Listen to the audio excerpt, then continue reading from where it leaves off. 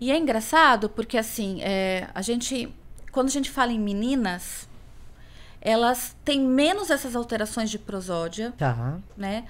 Mas elas têm maior habilidade, porque é uma das características do autismo, você não identificar, não fazer a leitura do outro, não só em relação às expressões faciais, mas também eu não consigo identificar por um volume de voz, pelo ritmo, o que aquela pessoa...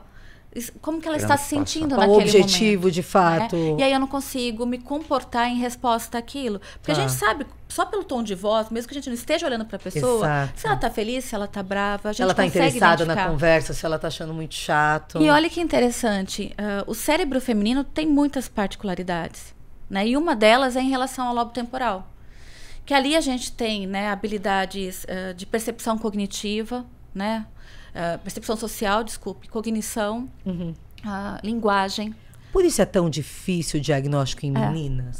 Que a gente ouve muito aquela questão, vamos ver qual a leitura que você faz disso? A gente sempre ouviu, né, que a gente tem 4 meninos para cada uma menina, vou falar o que eu ouvi como mãe, e que no caso das meninas, quando tem diagnóstico é muito severo. Existe estudos mostrando o nível de até síndromes genéticas associadas, né, Débora? Um perfil ali de déficit intelectual, de um quadro de gravidade muito comum em meninas. Inclusive, olha só que interessante a parte genética, né? Quando eu tenho uma primeira filha menina autista, né, a chance é muito maior do segundo filho ser autista. Mais do que se eu tiver um menino autista. Isso. Porque tem até aquele modelo, né, o modelo de copo, né, que é o modelo que mais explica ali geneticamente. Para mim faz todo sentido esse modelo do copo, né? Não sei como que a gente explicaria aqui, mas pensando aqui, a gente tem um copinho desse tamanho e outro assim. Então, o do menino seria esse e o da menina seria esse. Então, para eu preencher esse copinho, eu preciso de muito menos variantes genéticas, muito menos fatores de risco ambientais do que para preencher o da menina. O do menino transborda mais rápido, dá para ver o autismo. Exato. Da menina demora mais para transbordar, para as pessoas verem o autismo. Mas é basicamente isso, né? Tudo isso aqui de variante genética, de fatores ambientais de risco, na minha primeira filha, para preencher esse copo, o risco é maior. Porque o copinho do menino é menor. Mas tem a questão também, né, Ti, que quando a gente fala dessa gravidade, né, do espectro do autismo das meninas,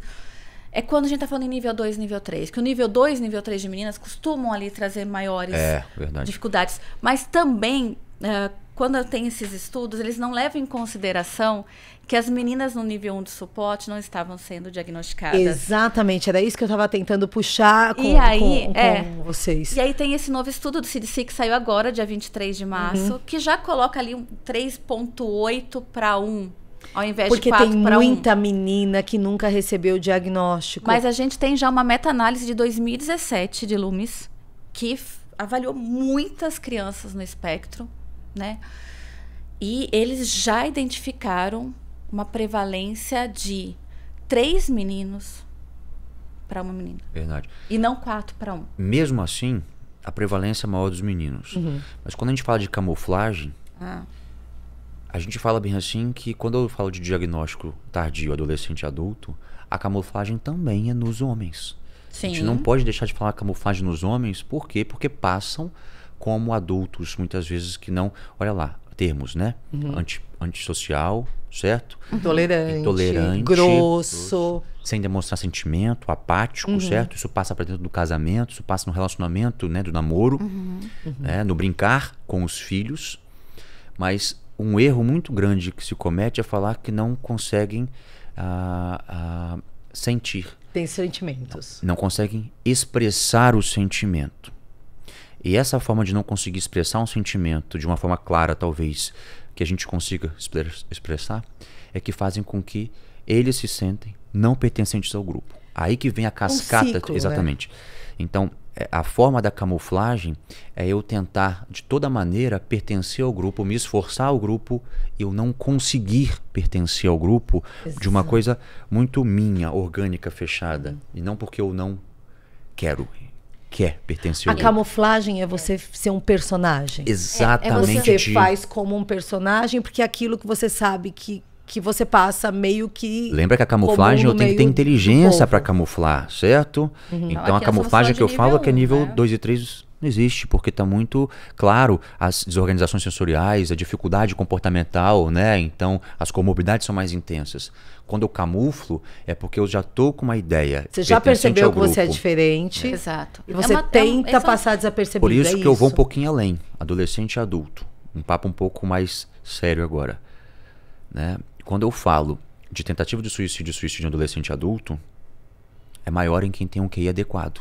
Porque a sensação de pertencer ao grupo existe. Eu já estou me comparando. Eu sei o que eu preciso para a minha vida. Eu sei o que eu estou tentando ao máximo me camuflar para pertencer a essa sociedade e o quanto que isso é sofrido para mim.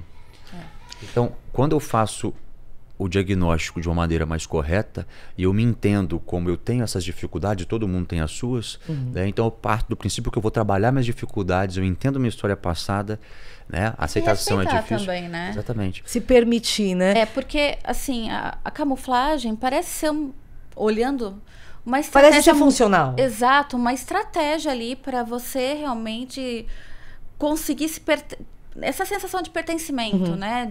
Mas o quanto que isso traz de esforço, de desgaste para aquele indivíduo. É um custo, né? É um custo de resposta alto. É muito alto, porque eu preciso imitar comportamentos do outro, eu preciso monitorar o meu próprio comportamento.